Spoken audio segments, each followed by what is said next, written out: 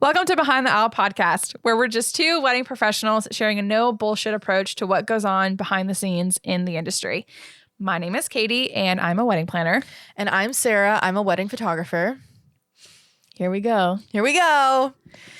Oh boy, guys. All right. Today's topic is the L word. Luxury. Narrative. Luxury. All right, let me do a couple of disclaimers first, just because my poor anxious little self is needing to do a disclaimer. This episode is not going to resonate well with everybody. We understand that. The entire point of the episode is not to piss anybody off, not to make any enemies, not to convince anybody of like you should be anti-luxury. That's not the point of any of this. In general, in the world, there's always going to be, I mean, that's how our society is set up. There's unfortunately lower class, middle class, upper class, and ultra upper class, honestly. And we acknowledge that. Remember from the very get-go, if y'all have been listeners from the very beginning, this entire podcast, when we started this, is, at least from my perspective, Sarah can also agree. Yes. Yeah, I agree. Like, from an educational standpoint and calling out the ick in what we see in our wedding industry, because remember, it all really has to stem. We have to be reminded about what the industry was created from, and why the wedding industry even exists, even in of itself. Like it just didn't pop out of thin air and become $1 billion industry because of, I don't know, it was an overnight success. You know what I mean? So when we are now approaching the luxury narrative, this is coming from personal experiences, personal like emotions and thoughts, and all that kind of stuff. Our experience is not going to be potentially your experience or other people's experiences. However, we are just going to share exactly what, like I said, our experience about how we have been, I'm not approached. That's not the word I want to say. How we have seen, interacted or just seen or just like observed, honestly, how like what the luxury narrative is. And maybe there are other people that are feeling this way as well. And of course, if you feel that you categorize yourself as a luxury vendor of any sort, we are open for discussion as well. Like, please shoot us an email, talk to us and, through Instagram, like however way y'all want to connect, that's totally fine. But yeah, we're just going to like dive like right into it and just share, unless you have some openers as well you want to say. I mean, we may or may not walk on eggshells in this. It is a touchy subject. It will hit differently to a lot of people, like Katie said. So we are going to try and do this as graciously as we can. Yeah. And take it how you will. Yeah. But it needs to be talked about. And this is truly why we started this podcast. This is what it all stemmed from. It was a lot of the things that we were seeing over and over and over again. And it has become this weird, icky part of the wedding industry that seems unattainable and something that people are always striving to get to, and nobody really talks about it. Nobody really knows what it is. Nobody really dives into it. The people who are in the quote unquote luxury market are very quiet about the things that they do, unless, there are a few that aren't quiet about it, but it's just not talked about. And this is why we started. This is what we want to talk about. This is what we want to bring light to. This is it. So I feel like another driver too really was like what the luxury narrative is doing for those coming into the industry, not from a vendor's perspective also, but from like our client's perspective too, where you and I have shared in like our own personal conversations. We've had clients come to us and say, hey, sorry that my wedding isn't XYZ. Yeah, I've had people apologize to me. I've had clients come to me and be like, sorry, my wedding isn't so-and-so's wedding, or I don't have this amount of florals, or I'm only doing fake flowers, or I don't have that many things to photograph. I don't have a whole lot of like they've apologized to me, and it's heartbreaking every time. Really heartbreaking. Every time I hear it, or every time somebody apologizes to me for something that their wedding is lacking isn't, it breaks my heart. And it's unfortunately the reason that they're doing that is because the luxury market is what is published, because the publications are only publishing things from that quote unquote luxury market because they're big and they're untouchable and they're grand and they're pretty. And I mean, it's not to say that people's normal weddings that are not luxury are not pretty, but who doesn't want to look at a fuck ton of flowers and big installations, over the top like experiences and stuff. Huge client experiences, like all kinds of stuff. Who doesn't want to look at that? Yeah. Who doesn't want to share that? I get it. But that's also the only thing that the clients are seeing because they're reading they're reading Style Me Pretty. They're Googling things on Pinterest. They're Googling things on Pinterest. I mean, kind it's of the same thing, but doesn't really work like that. They are Googling and Pinterest pops up as part of the SEO. So and that's what's being shared. So it's unfortunate that that is what's being seen. And that's what people that are getting married think that their wedding has to be in order for it to mean something. And that's not true. It's just not, it's not true. And it's disgusting. And I'm going to sound hypocritical at some point in this because I fucking love photographing really big, beautiful floral installations. And obviously money goes into that. So if I do sound hypocritical at any point or post anything hypocritical online when I say I don't hate the luxury market, but there's things that need to be changed in the luxury market. Yeah. Like we're not saying that we don't want this market to exist. No. Because it's going to exist. Of course. There's no way it's not going to exist. There is a class system. There is people that want to spend a bunch of money into these events, but what needs to change is the way that it's the agenda. I feel like the narrative, essentially the narrative, and like what people think that the wedding industry is, or it needs to be. Yeah, it has to be achieved from a vendor standpoint too. When you're first starting out, like that is what we want to achieve. That's for some reason what everyone deems success. This is perceived. Yeah, like you do luxury like weddings. Yeah. You want to be in the luxury market. That is the goal. It's not to just be financially stable or to, be able to go on vacation whenever you want and make passive income or anything that's like remotely normal and semi-attainable. It's to be in this luxury market. It's to photograph celebrities. It's to work with X, Y, and Z vendor that you follow and obsess over. Like that's the goal. And I don't think that that's what the goal should be when you're coming out into this industry. No. Yeah. And that's again, and then this is where I also apologize. I have a very noisy water bottle today. We're okay. But yeah, that's just kind of like the openers and like disclaimers, all that kind of stuff. So you can kind of already tell like where we're going with this. Yeah. Again, was that supposed to be my opener? I apologize. I mean, but that is an opener. We are very passionate about this. Yes. So we could probably go on. I mean, this is a topic that we could talk about probably for several hours and not just kind of contain it between 45 and 60 minutes. But if y'all want to continue the conversation after you listen through this like all the way through, which please, we do ask you, it's kind of like reading an article or, like reading like my fellow Christians or whatever. Like we like to read the Bible, like and take shit out of context because we don't read the whole damn chapter. It drives me nuts. Anyway, that's my little soapbox, completely unrelated, but like just listen to the whole episode in and of itself from start to finish before, if you do feel the sense of urge to come for us for whatever effing reason, just listen to the whole podcast, like the whole episode first, please, beforehand. Cause you're going to look real silly if you like come for us, like in the DMs and you're like picking out something and it's like, wait a minute. It sounds like you didn't. Yeah, you didn't listen to the whole entire thing. So, but don't be silly. Don't be a silly goose. Don't be a silly Willy. Okay. So all of that said, let's define luxury. Yeah. Try to at least, because at the end of the day, luxury is relative. Completely. It is 1,000% relative. Yeah.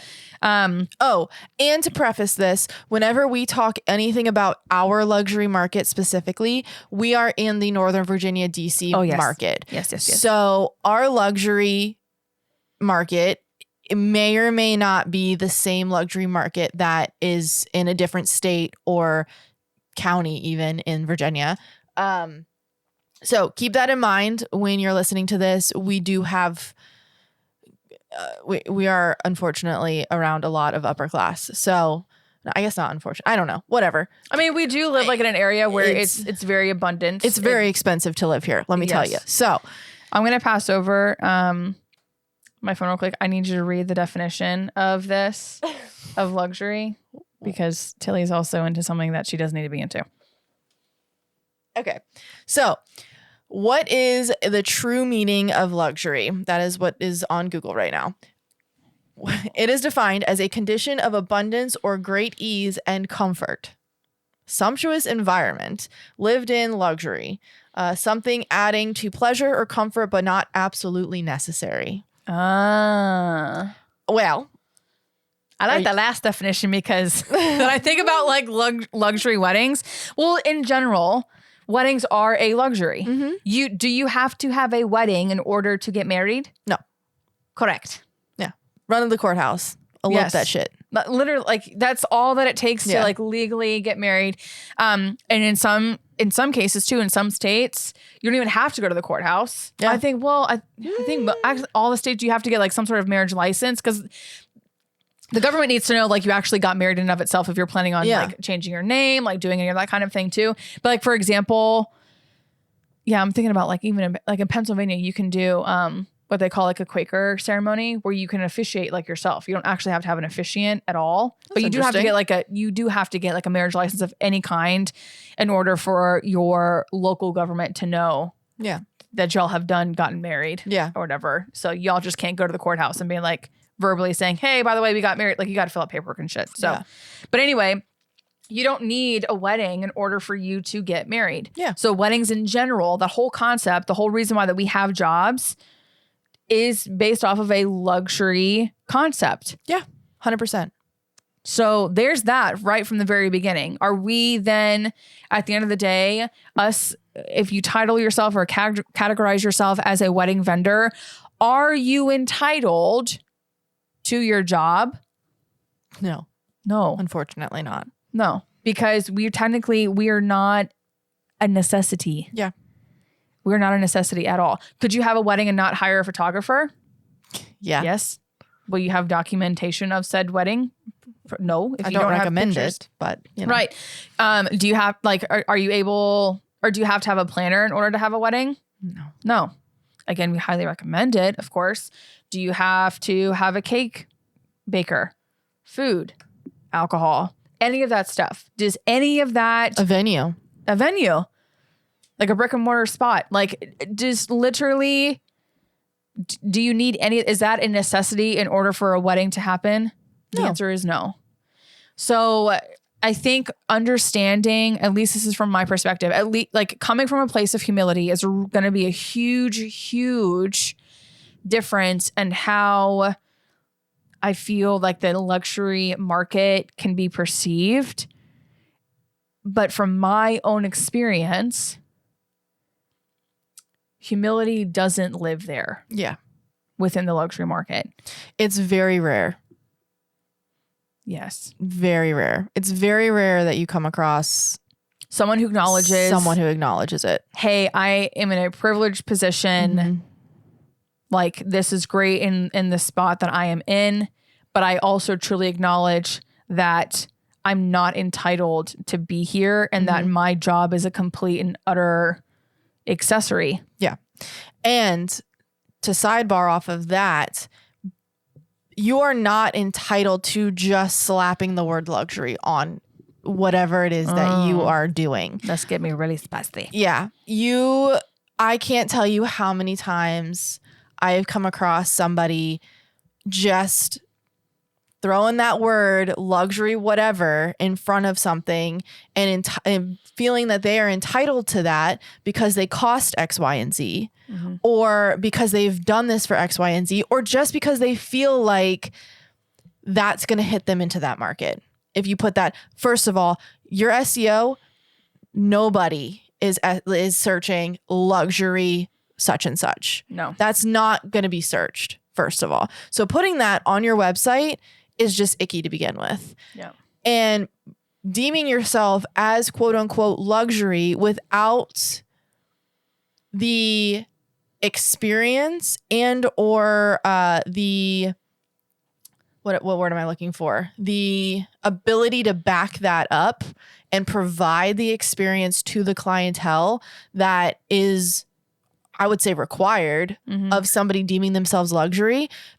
You are absolutely not allowed to do that. Like, that should be something that is not allowed. I agree. I don't know what tier you have to hit in order for that to be okay. I would just personally take it out of your terminology in general because I don't think it's relative. I mean, I don't think it makes a difference. I think if somebody can afford you, great.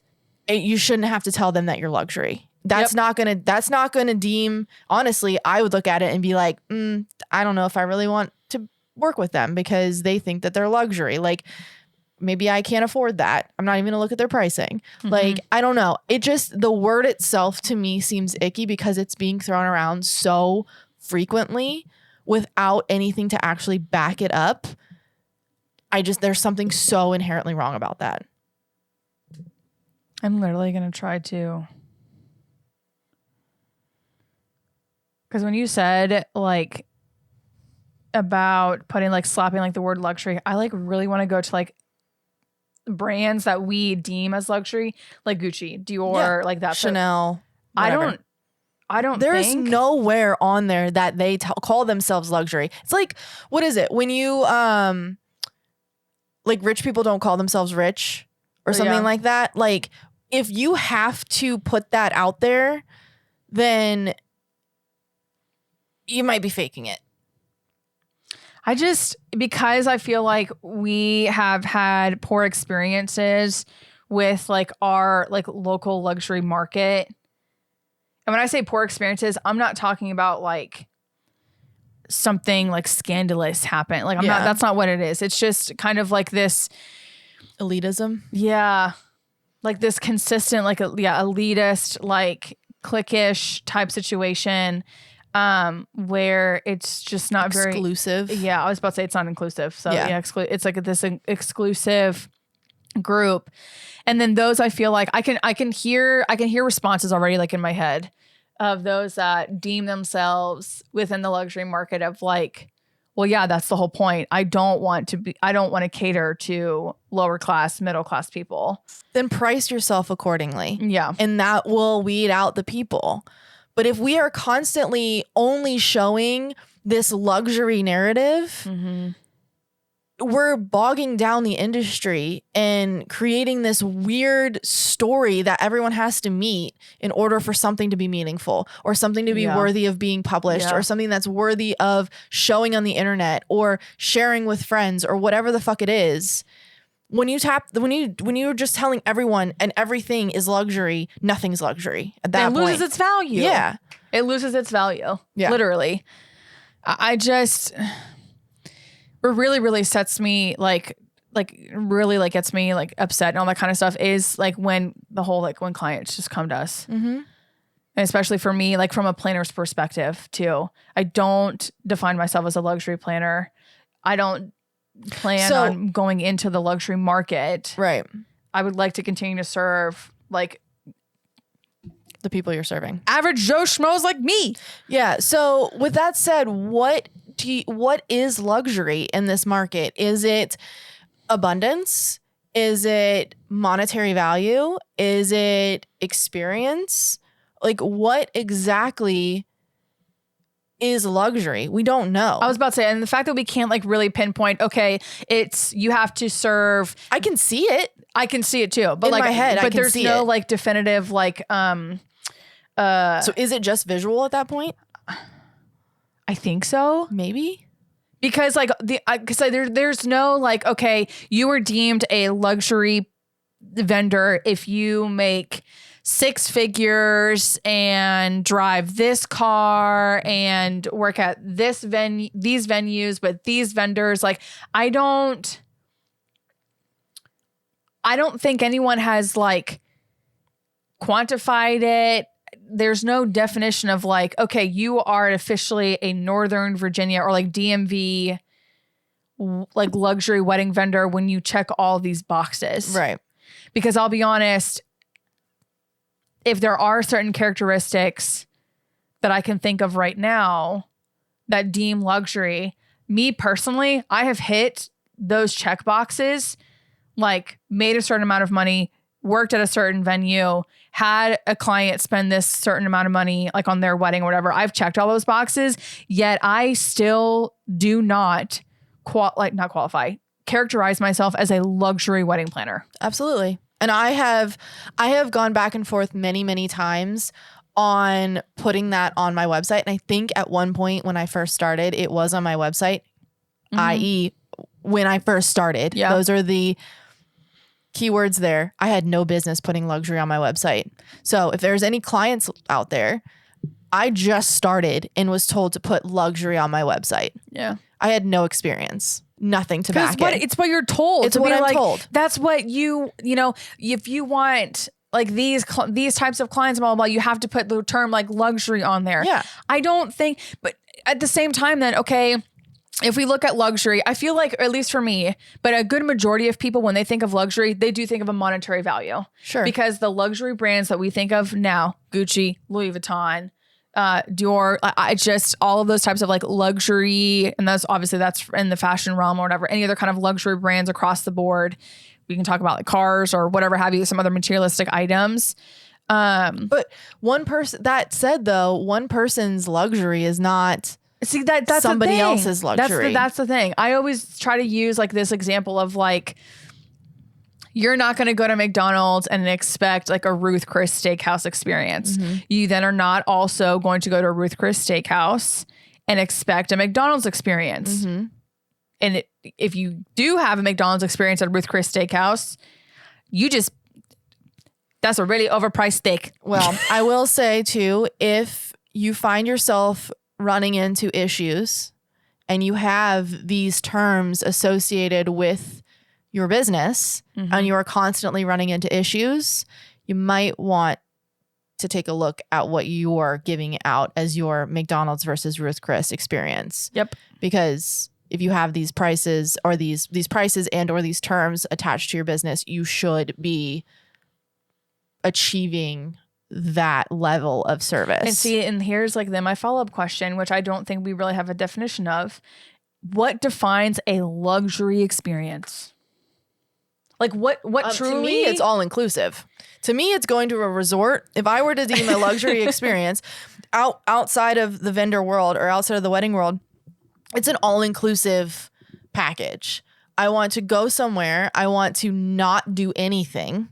Yeah. I want to have people wait on me hand and foot. I want food included. I want drink included. I literally want to walk out my door and not have to lift a fucking finger.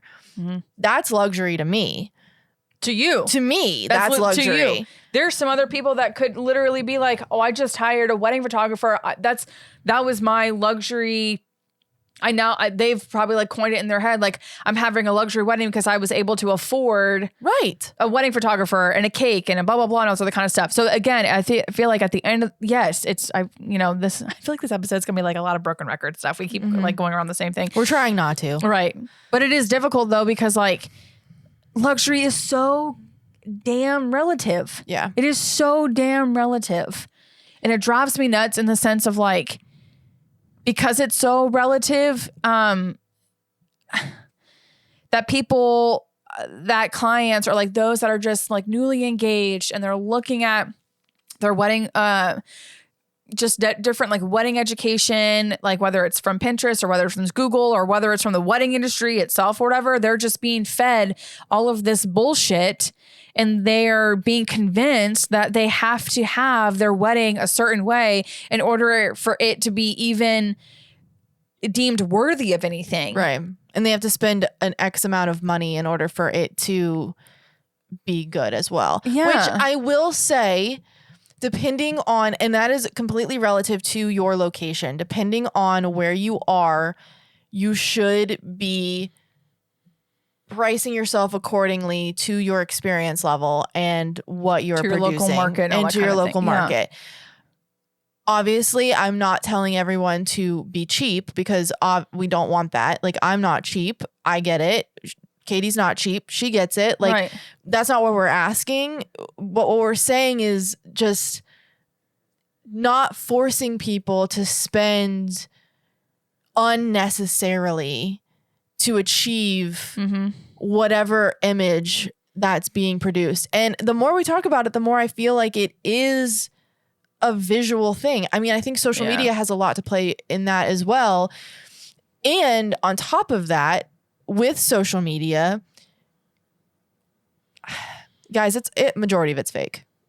Oh yeah. Majority of what you're seeing as luxury is fake luxury. Yep. Like I am card carrying fake Louis Vuitton carrier. Like, I have fake Louis, I have fake Gucci's, I have fake Pradas. Like, I have fake stuff. Why? I like the label. Yep. But I also like the way that the stuff looks. Yep. But what because it communicates something. And I'm going to throw myself under the bus.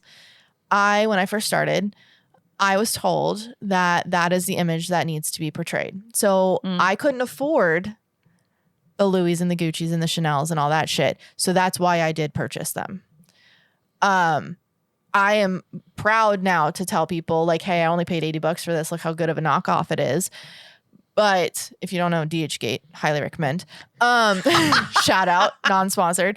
But I fell victim to the narrative. I was told in order to book the clients that I want to book at the price point that I feel like I need to book to deem myself luxury, I need to put myself out there as somebody who carries Louis Vuitton, who shops at Burberry, who drives a nice car, who, does all these things, when in reality, I was faking it half the time. I have headshots of myself carrying fake bags, empty bags from luxury brands. Like, I have proof that I did all this. I put the term luxury on my website. Like, did I have any business doing that? Absolutely not. I had no experience. I mean, I had experience somewhat enough, but I fell victim to it as well. So I am fully aware of the narrative that is being portrayed out here in this wild, wild west of wedding world that we live in. So it's fake, guys. Please don't believe everything you see on the internet. Do some research. Like, really look into the people that you are following and the people that you're looking up to and the people that you deem untouchable, because 9 times out of 10, they're just doing it to fit a certain story. Yeah. And it's unfortunate. It reminds me of the show Selling Sunset, where like they're selling obviously like these $1 million homes, and I get it. Like that, I feel like that type of like market, I feel like they just wouldn't bode well. Like if like one of the realtors like showed up like in a Hyundai Elantra or something. Right. It's all in your perception of people. Yeah. And I booked my wedding photographer. This is funny. I booked my wedding photographer because she was wearing Tory Burch earrings. I shit you fucking not. You're and lying. I loved her. She was great. She helped start my business. Like, but I loved the way that she was dressed when she showed up to my initial consult. I loved it. She was head to toe, preppy, Kate Spade, Tory Burch earrings. The fact that you were like interested in that stuff, like it, and it blows your mind, doesn't it? Yeah, I'm still like so far from that shit. I do like girly stuff, and there was a time where that was what I was into. But when I first started, that's what was being perceived on the fucking internet. Is you had to be preppy, you had to be film. Still, that's what's being perceived on this fucking internet. I was about to say, wait a minute. Yeah, like you had to be preppy. You had to fit like this weird coastal old money / new money vibe that was happening out here in the world of this industry. I booked my wedding photographer based off how she was dressed. We had a technical difficulty, so if I'm repeating myself, then I apologize, but we're trying to get back on track. So in full transparency. Yeah, so I get it. I get it because but also I come from a family who was materialistic. Mm-hmm. And I don't know if that's just my upbringing on material items, but I do get the appeal of trying to fit that mold. But it's just... And then I came from a family that was a little bit different. Like where materialistic items were like, those were just like anything designer that I've ever literally owned in my entire life, even to this date, me being 32 years old, anything that's got like a name brand of anything, it's been a gift from somebody. Because I was taught that like luxury items that's like a waste of money. Mm-hmm. Do I agree with what I was taught? No, not necessarily. I think like if you got cash to spend on something that is nice that you deem luxury, by all means, like spend your cash however way you want to. And we're not telling people to not spend the money. We're not telling people to go about this and like have we're just backyard weddings with nothing in them and whatever. Like, we're not telling you to do that. We're just telling you to do what makes you happy and understand that you don't have to have this garbage.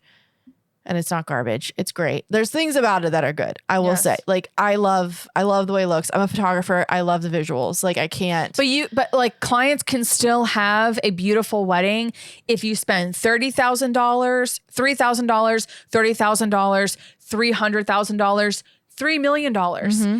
If you have the cash to do that, that's awesome. Should you go into debt for your wedding? No. Should you like literally like take out a second mortgage? Like I think again, I feel so bad. I'm like a broken record. Like we as a wedding industry should not be forcing those that are coming into the industry, whether they are coming in as a wedding vendor or whether they're coming in as a newly engaged couple, looking forward to partnering with those that'll make their wedding dreams come true. Like us forcing this narrative down their throats that they have to overspend in order to have something deemed like value and of worth. That has got to stop. Mm-hmm. That's got to stop. That has got to literally stop. Like if if you characterize yourself as a luxury vendor and you have somebody on a consultation call and maybe like the typical clientele that you serve that averages on spending on this certain amount of money. If you have someone on your phone that it sounds like it's not going to meet their average or whatever, I hope and pray to God that you just educate them. Mm-hmm. You educate them and say, hey, the clientele that I particularly serve will spend an average on X amount of this in this type of experience, yada, yada. It's 1000% okay if you don't want to do that. Yeah. But I literally have had couples. Okay. So now here's me getting angry. I have literally had couples on my phone coming from, and they're very open and transparent with me. They have come to me and said, I have had a conversation with another wedding planner who told me that I have to spend X amount of dollars in order to have this type of experience. And it was coming from a place of things that were above and beyond what the couple was looking for. Mm-hmm. There is a difference between educating a couple on what is average and what how much things cost. If someone comes to me and says, hey, I want to spend $5,000 on a BMW X3. Okay. I hate to regret to inform you that unfortunately you cannot afford a BMW X3 because it averages X amount of dollars. $5,000 is only going to get you XYZ. Mm-hmm. But then to not explain or educate that person with the intonation of guilt and of shame, because some people literally have no effing idea.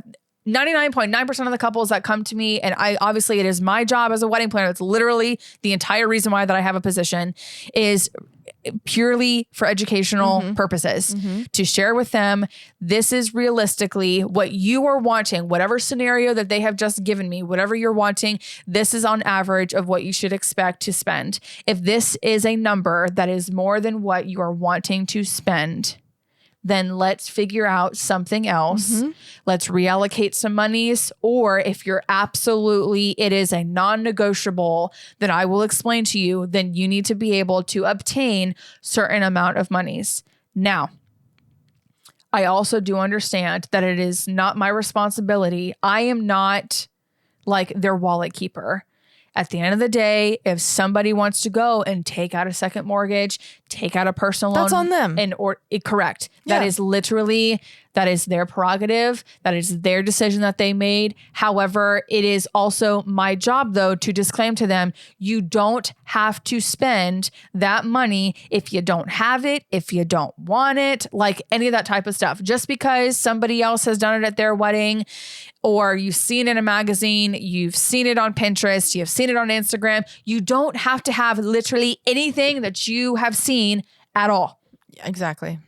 I'm going to advocate for you to, in order for your guests to have a good experience, to do certain things. For example, you're going to have an open bar and your venue is out in the middle of bumfuck nowhere and there's no Ubers and Lyfts. I am going to advocate for you to make sure that there is transportation that is being provided for safety reasons. Yeah. At the end of the day, though, if you choose not to have transportation, that is on you. Yeah. I will tell you the risks that you are going to take, the pros and the cons for every single thing. But it is not my job to guilt you into something that you cannot afford, nor can you obtain, nor everything is relative. The entire industry that we are in, it is relative. It is not necessary.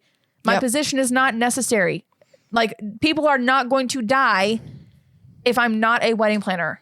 I will also tell you that there are vendors out there that do make commission on things that they sell. Yes. So, and I think I came across this when I got married, because at my venue, there is a set vendor list that you are required to use. If you don't use them, you pay some amount of money and you go jump through hoops in order for you to get that vendor on board. Just by looking back on it, the things that they were trying to upsell us on, I believe that they were making commission on, because that's dirty. There are things that are completely unnecessary, but as a planner, they're looking to you for guidance. Yes. And they're going to go off of anything that you tell them, because 9 times out of 10, like Katie said, they don't know. Yeah. They don't know any different. So if you tell them, oh, you want this, they're going to be like, oh, okay, I want this. That's just salesman tactics. So it is our responsibility as vendors to push them in directions that will serve them properly, not fit the narrative or the like whatever it is that you're trying to make from it. Like, I don't push packages. I don't push certain packages. I have packages there to fit everyone. Do you want 8 hours? That's all you can afford? Cool. I have hourly packages. If you only can afford 3 hours, we got 3 hours. I got hourly. Whatever it is that you need from me to have me be there, I will make it work, because that is my job. My job is to photograph your wedding. Yes. It's not my job to upsell you on albums and prints. And I'm not coming for anyone that does in-person sales. If you do in-person sales and you do them well, congratulations. Like, I envy you. I think that is phenomenal. I don't have it in me to do that. That's not my responsibility. Yes, I do make some money off of the things that I put in my packages, but it's my job to be available for whatever it is that they can afford, because them wanting me is the luxury. Them wanting me to be there to do this incredibly important job. My job's really fucking important. And the fact that they want me there, that's luxury, regardless of how much I cost. And I think that people get bogged down on trying to fit these like price points too on like, let me upsell, let me, give you X, Y, and Z in your packages. This is what people really like. This is the thing. People say this is the average of what people book, but it's really not true. Most people book the lowest package, but they'll tell clients, like, tell them that they need this, or tell them that they want this, or, whatever it is. That's not your job. Mm-hmm. At the end of the day, your job is to provide the service that they are requesting. That's it. Only if, though, you can provide it. Only if you can provide it. Because God help me, do not put yourself out here in this world as a luxury, whatever the fuck it is, if you do not have the experience to back it. Yeah. That is an absolute no-no. And if somebody finds out, they will come for you. That's when you find yourself into issues. At the end of the day, like, if you promise a luxury experience and you don't give a luxury experience, I mean, I don't think anything is going to trump word of mouth referral. That will never go away. That will literally never go away. I mean, we even look, I think, when we're looking at different services or products, we're just one of the very first things before, I mean, at least for me, before I click add to cart, before I click purchase, swipe my card, whatever have you, I am going to either one, have already done my research and looked at reviews. Maybe it's somebody else who has recommended it to me. Mm-hmm. Like rarely do I ever just go and like purchase something, do a service, do an experience or whatever, just willy-nilly. Yeah. Literally willy-nilly. Yeah. Like, so I can't even, like, I'm thinking about just going into a grocery store, man. Like, I'm buying a zucchini because I've had a great experience with zucchini. Okay. I do. Or like think about like the influencers now, like people who have like jobs as like an influencer, those that like go and buy products. It's because somebody influenced them, told them like this was a really great product. Yeah. You literally were told, and it's a part of marketing and psychology and all that kind of stuff. Like you were told, hey, this is going to solve a problem that you have. I can vouch for it. Here, go, like all that kind of stuff. And like when you look at good reviews of people, that makes you feel nice, warm, and fuzzy inside, because you're like, okay, all these other people have had really great experiences. So I want that experience too. Let me inquire with this person. Let me book them. Let me have this experience. I mean, I'd feel like you are a huge risk taker. Like when I like look up for places for recommendations of like a coffee shop, a boba shop, whatever have you, and I like see like 0 reviews, I don't 9 times out of 10, I'm not going, because I'm like, I'm not that person that I'm not going to be the first. I don't want to, Yeah. And don't review chase either. Like I've seen people that do that where they're just like telling people, oh, this is fun. I've had people, I'm airing dirty laundry, not my dirty laundry, but other people's dirty laundry right now. Oh dear. I know of people who have had others leave reviews.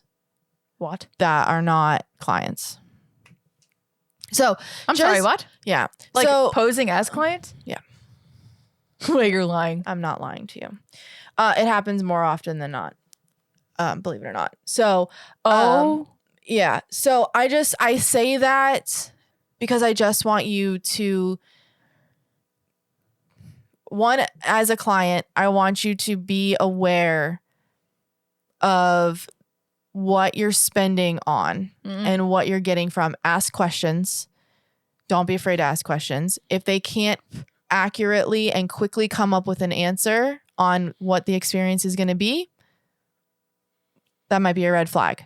And then from a wedding vendor's perspective, if you have someone asking you a specific question, like in a consultation, or like if you've already booked that person or whatever, it is 1000% okay. And I feel honestly your responsibility to say, I don't know. Yeah. One thing I can say is if like from a consumer, like somebody's that would either come to me and tell me, like if I ask a question and they give me some kind of bullshit answer and they don't back it up later on down the line, versus somebody who says, I don't know, let me research that for you and I will get back to you. Which one am I going to trust more? Which one am I going to give a better review to if I do end up working with them? So I will say from a vendor, please don't do that. From vendor to vendor, if you don't have the reviews, do free work. I'm not against free work. Get the reviews that way. Ask for reviews. I know we all need the content. I know we all need the stuff on the internet to make ourselves look legit. I get it. But that comes with experience as well. Yep. It all boils down to being authentic. Or shadow somebody like who has experience with that. For example, I'm going to be completely watch who you shadow though. Oh, that too. Okay. There's pros and cons. There's always like parameters to like everything that we're talking about like on this episode today. But like, for example, just do your research. I'm going to be completely honest. Like I'm going to say like any experience. I literally have zero experience shooting, planning, an Indian cultural like wedding. I've never done it before. So if somebody were to come to me right now and say like, hey, we have a 3-day like Indian extravaganza, like all that kind of stuff. I have done this already. And they've ended up not booking me because they were looking for someone more experienced. Totally fair. But even to this day, I still haven't been able to shadow someone who has done like the 3-day like event or maybe even 2-day event, depending on, I guess, like the different regions and whatnot. But if someone were to come to me and be like, hey, I want you to plan my Indian wedding, I'm literally not going to be like, oh, I'd love to do that. Like, let's do this and this and that. Like, cause I have zero knowledge. What I will either one of two things do is say like, hey, I don't have experience whatsoever. If that makes you uncomfortable, that you'd rather work with an experienced planner in this certain area, then I am not the person for you. Or two, again, still being transparent. Hey, I have not had this experience or whatever have you, but I will work my ass off and I will do all the research. And if you guys feel comfortable enough that you would be like my very first Indian couple that I would do this, then we can talk about like moving forward, all that sort of thing too. I've done that. I've had, my last one was a Korean wedding and, they were Korean American and they basically were like, have you ever shot a Korean wedding before? And I said, no, but doesn't mean I can't. Also teach me, tell me what I need to know. Like, just be open to it. Like if you are completely transparent with these people, it's on them to either move forward with you or to not move forward with you, but you have to be okay with them saying, I would like to move into a different direction. Like, I think people also get discouraged when the lack of experiences brings them lack of work. I get that too. Fear, but probably the fear of rejection of like, I want to be able to, and the panic. Yeah. Like I want to be able to like book but see, that's the other thing too, is again, I feel like it all stems from like this place of humility where you really have to be truly honest, like with yourself and say, okay, I'm not going to be able to serve everybody. There's no way. There's literally no way that you can serve everybody. There are only certain types of like maybe even demographic or cultures or certain people or certain folks that like only want to spend a certain amount of money on, like you can't serve everybody. For example, if I had a client that or a potential couple that comes to me like right now and says, hey, we only have. We don't do this for free. Oh, sorry. Free toesies. Sorry. We're looking at for YouTube situation. Because I'm stretching out my ankle. My ankle falls. She's giving you full foot for free. Oh, yeah. If you'd like to pop onto our YouTube and see that. But yeah, if I had like a couple come to me like in a consultation, say, hey, we only have $500 for someone to do like event management or like month of coordination, I'm going to tell them like, hey guys, our packages start at $2,500. And that's where it is or whatever have you. Am I going to shame them into like, no, you have to spend this much money. If that's all you can afford, there is somebody that is going to be priced that way. Yeah. But then again, at the exact same time, it is our responsibility as vendors. You have to be transparent about what your clients are going to expect from you for whatever dollar amount that they are spending, whether it's $1, follow through, 10, 50, 100, 1,000, 1,500, whatever have you. Like I'm trying to figure, there's no like keeps going interval. I was trying to like have like a nice can to that and it didn't work out really great. Just be transparent. Yeah, and just follow through. Yes. Follow through. That's the issue, is they're promising the world and giving you shit. And that's when you come into the problem. So, be self-aware of what you can do. I don't know. Is this even remotely about what we've been talking about? Yes. Okay. No, it is. It is. Because again, it has everything, to circle back around to it, it does have a lot to do with like the luxury narrative in and of itself, because the luxury narrative, one of the subtopics of that is like this pressure, this weird pressure for vendors to slap the term luxury onto themselves. Because that apparently means that you are successful, that you've made it, that you've crossed like the black and white checkered flag. What is it like what is the ribbon? Like when Finish you do line. like a marathon. Thank you. Wow, guys. Wow. I think my Diet Coke, we're hitting like the afternoon like slump. Anyway, but now I have Chick-fil-A taste in my mouth because I said that. At the end of the day, what's happening? It's like pouring outside. Is that what the rain is? I think it is. Are you serious? Sorry, guys, we got distracted. I think so. Anyway. That's why you're being so cuddly. It makes sense now. No, you're completely right. Just be transparent. I think the luxury narrative, like the fact that we even have this episode, it wouldn't even be an episode if transparency and humility were at the forefront of the wedding industry. And unfortunately, it is not like that. Yeah. I mean, in one of our recent episodes, we talked about the knot and Wedding Wire and how of recently when this airs, there were 3 women who collectively together worked at the knot for 60 years. Collectively 60 years. Collectively 60 years between the 3 of them. They just whistle blew on the knot and exposed the knot for all of its dirty tactics and all that kind of stuff as well. And at the end of the day, there wouldn't be whistleblowing if transparency and humility were at the forefront of the company's values. So you have to truly, if you want to be in the luxury market, that is fine. If you're currently in the luxury market, that is fine. But by God, I am begging and pleading you to just reflect on either how you experience the market in and of itself, what you perceive, what you put out, like just reflect on what it looks like, who's around you, all of that in and of itself. Because if you're starting to see the same damn people over and over again, there's no new content. There's no like new, when I say like meat or whatever, I feel like I don't want to compare people to meat, but that's the only thing I can think of is like if it's just the same people over and over again, like, aren't y'all tired? Like, aren't you tired of like seeing the same people over and over again, working with the same people? That's also contributing to the issue too of the exclusivity, the clickiness, it just all of sucks it. Because then everybody else who then is not in the luxury market, you guys are putting yourself off of as like unattainable. Like I can't come up to you and like have a conversation with you because your couples are on average spending hundreds and thousands of dollars or whatever in comparison to like what my couples are averaging out. Like it's exhausting, and it's a one big giant ick where it's an us versus them type situation, when at the end of the day, we're literally all doing the exact same godforsaken job. Yeah. We're literally all doing the same damn job. Only the difference between your client and mine is the amount of total spend that they have on their wedding day. Yeah. And I will say, like, from when I put luxury on my website when I was 3 years in or whatever it was, to now, the experience that I put out is tenfold more luxury than the experience that I was putting out at 3 years in. And I don't deem myself luxury.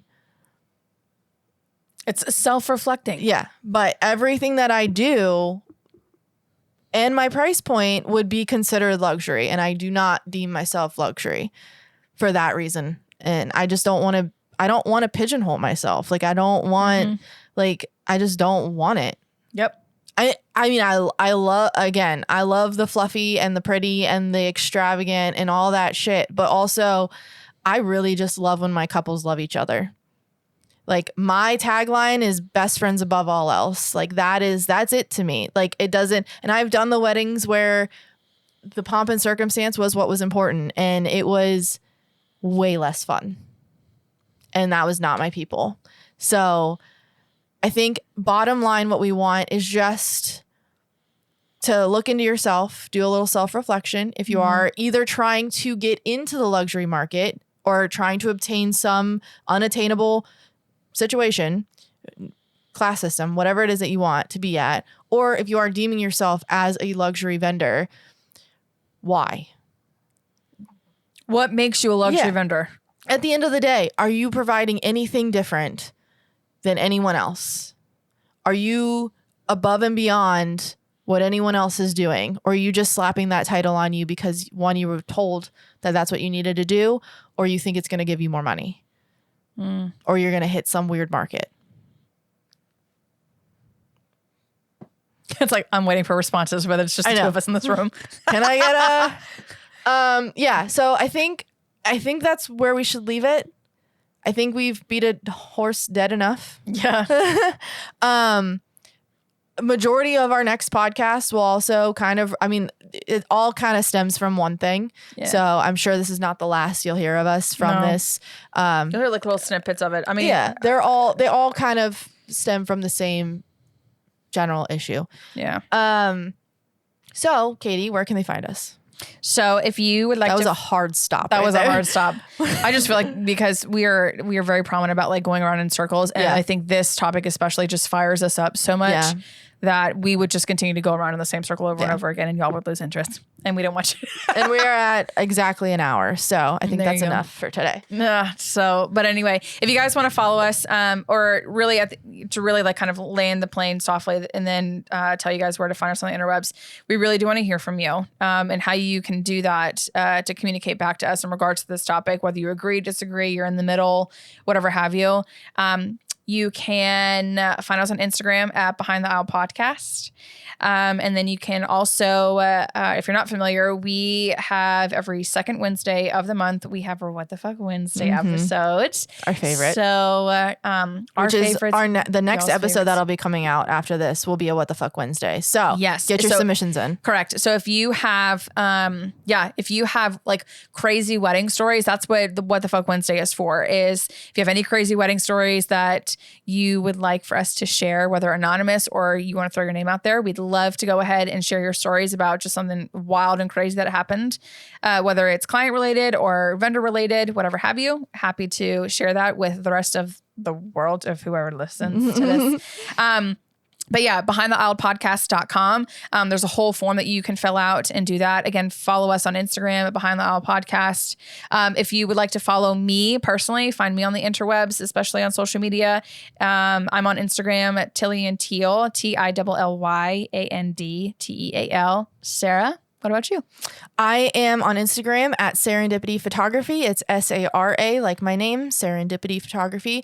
And if you could do us the greatest favor ever and rate and review our podcast, subscribe to it. It helps the algorithm push us up and gets us out there. So anything helps, and we love you. And thank you so much for listening. And we'll see you on the next one. Big giant hug to you. Love you. Bye. Bye.